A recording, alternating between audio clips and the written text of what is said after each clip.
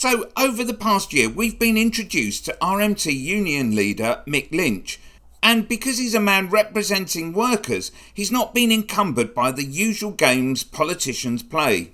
This means he's able to call out lies and hypocrisy, like in this discussion with Tory Smarmbucket Chris Philp. We've never said we won't meet the Tories. What we said was that they're not at the table. I'm negotiating with the employers. You've also lied that we left negotiations on Saturday and went to a rally.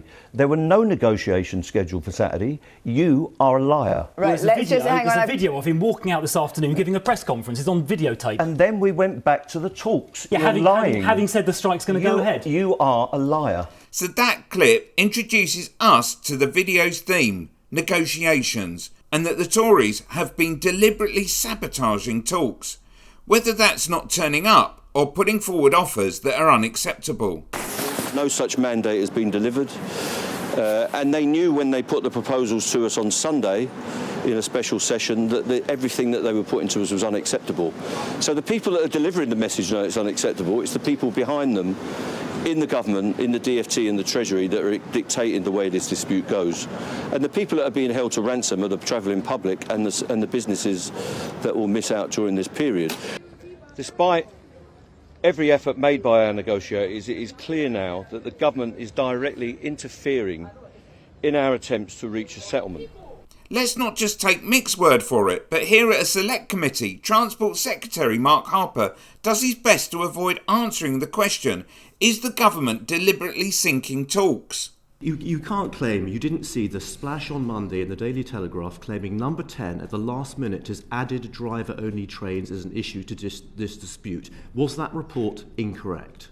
Well, I was specifically talking, Mr Morris asked me a question about a report today, which I haven't seen. It was on Monday. On the general The Secretary of State, did you not see this report, and is it true?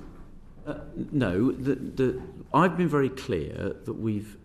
I was asked to facilitate a new offer. Driver-only trains being introduced by the Number 10 or the Treasury at the last minute. It wasn't on the table before. On reform, we're very clear. No, answer the question. We're very clear we need to see reform. The question. On the specifics about detailed negotiations that are taking place between employers and trade unions. It's not the government's role to micromanage the detail of the reform. So here's Mick to sum up, basically saying that all of the negotiations so far have been a sham.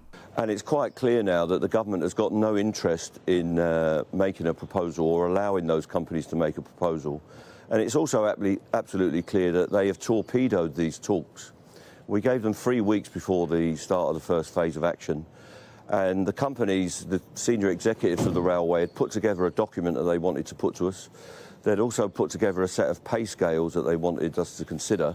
And we would have done that, as we have with Network Rail, which we've put to a referendum. But at the last moment, including last night around about 6 o'clock, the government decided that they would not allow the railway companies to make that offer and instead have instructed them to prepare for the strike action. Click here for more Mick.